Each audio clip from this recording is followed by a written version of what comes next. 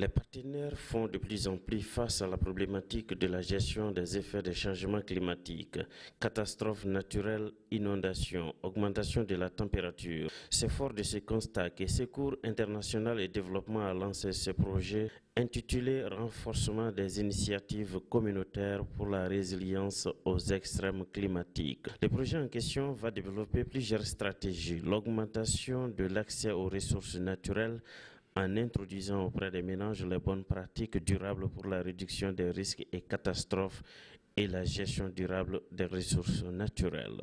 RIC Forerec, c'est un projet d'un ensemble de projets qu'on a appelé BRICS, Build de résilience et adaptation to climate change. Comme il y a 15 projets, 4 projets au Mali, donc chaque projet a donné un nom original à son projet.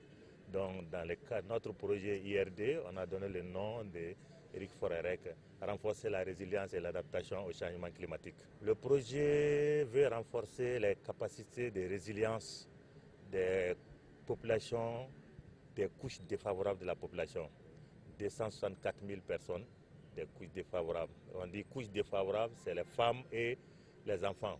Pourquoi on dit couches défavorables face au changement climatique? Imaginons, il y a une femme parmi nous. En cas de catastrophe maintenant, ou bien qu'un chien arrangé saute sur nous maintenant, c'est sûr qu'on va fuir et la laisser. N'est-ce pas? Donc les hommes ont plus de capacités de résilience que les femmes, surtout les enfants aussi. Renforcer la cohésion sociale, renforcer l'adaptation des moyens d'existence au changement climatique, renforcer la gestion des ressources naturelles et renforcer la gouvernance. On pense si on renforce ces 4 axes, il y a beaucoup d'axes à renforcer. Si on renforce ces 4 axes, on peut vraiment renforcer la résilience. On a mis les activités sous 4 stratégies aussi. Les premières activités sont sous la stratégie faire en sorte que les communautés à la base prennent les changements climatiques comme une priorité.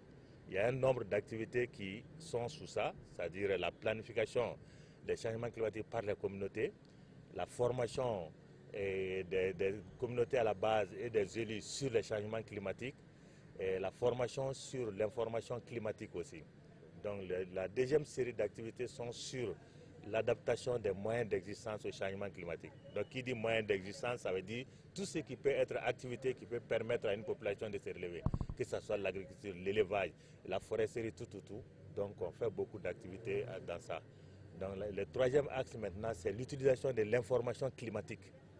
Ça c'est très important. Tout ça maintenant sera chapeauté par l'aspect institutionnel, que les institutions, les politiques prennent en compte les préoccupations des communautés à la base, que ce soit les communes dans les plans de développement, l'État dans la politique de planification et de stratégie de l'État.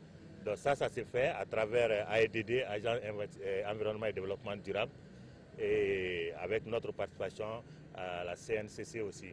Le projet, c'est autour de 2 à 3 millions de livres sterling et pendant 3 ans. Voilà, en convertissant en CFA, bon, je n'ai pas beaucoup le calcul, mais il faut multiplier par 914 comme ça.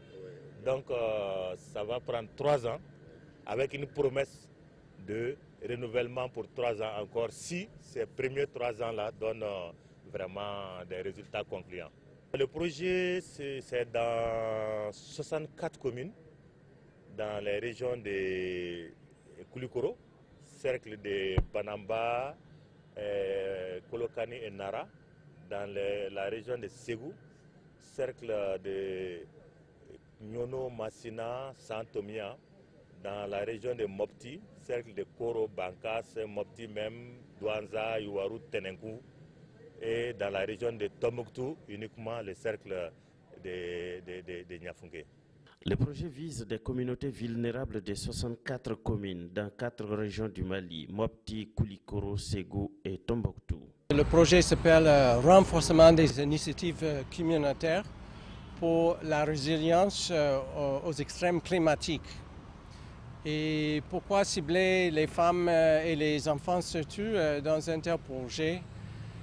Vous savez que plusieurs études ont été faites aussi par IRD avec nos partenaires et il s'avère que les femmes sont le plus touchées par le phénomène de changement climatique.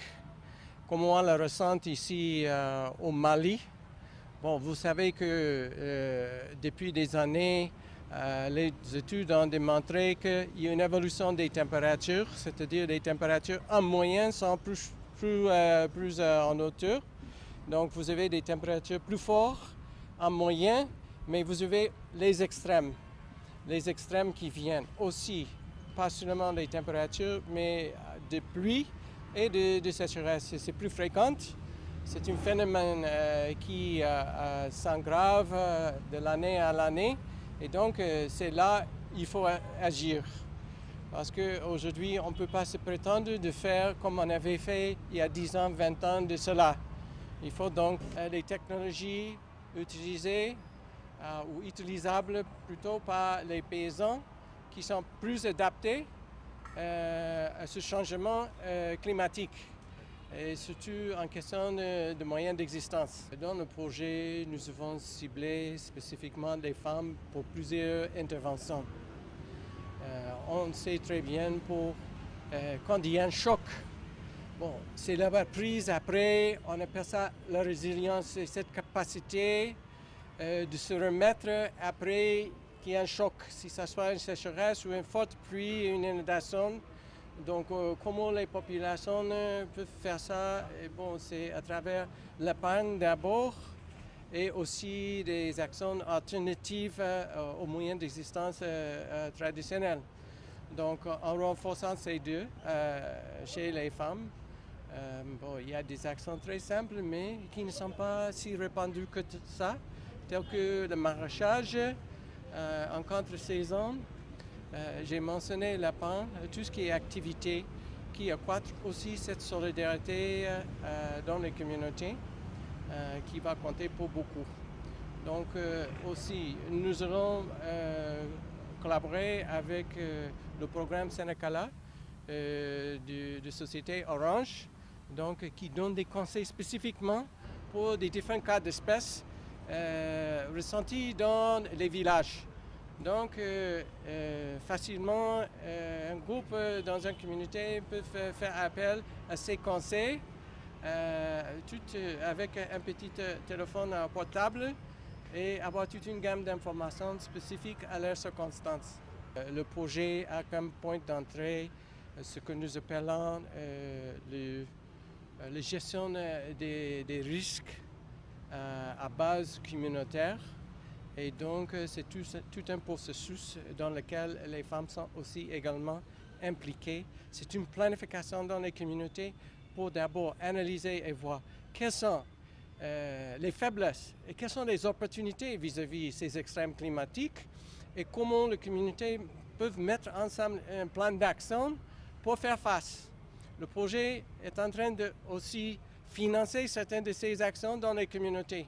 Faire en sorte que les priorités ressenties, c'est-à-dire les priorités des plus vulnérables, sont prises en compte dans le PDSEC.